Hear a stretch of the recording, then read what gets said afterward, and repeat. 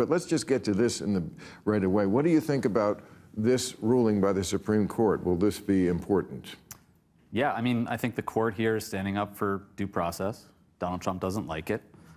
It's not over. They're just sending this back to a lower court to make a decision as to whether these Venezuelans in Texas can be deported and sent to this mega prison in El Salvador. The interesting thing about Donald Trump saying, I think he posted on Truth Social, you know, the courts are trying to stop us from fighting this invasion of illegal alien criminals, or whatever language he used.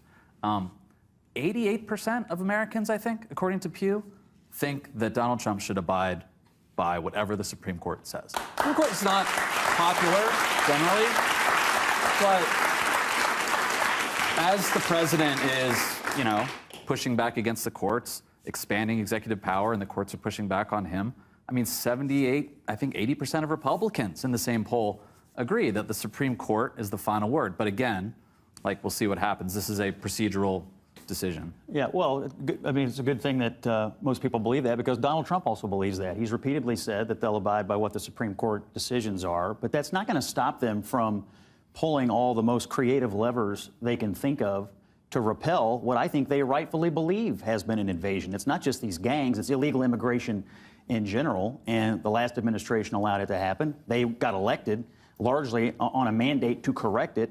So they're trying creative things. Maybe they're stretching the boundaries of what a 1798 law was intended for. But most Americans know it was a crisis. Most Americans know the previous administration caused it. And most people voted for Donald Trump largely because they thought he would do what was necessary to fix it. Now, if the court doesn't agree with him, I'm sure they'll go back to the drawing board on it. But I think he's got a lot of political leash to pull as many levers as he can. The curious dynamic that's going on, I think, is that they're trying to have it both ways, claiming there's an invasion, pushing the courts. What the Trump White House is doing, using all of the levers of the federal government, is working. I mean, Joe Biden's policies at the border were a disaster. Democrats need to admit that. At February 2023, I think there were 225,000 apprehensions at the border. In March of this year, there were 7,000. So, like, fentanyl deaths are down in this country.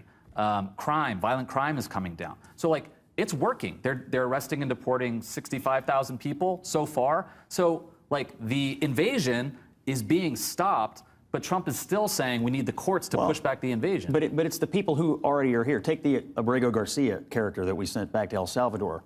He has been in the country, or was in the country, for 14 years. He came in 2011, and it's 2025.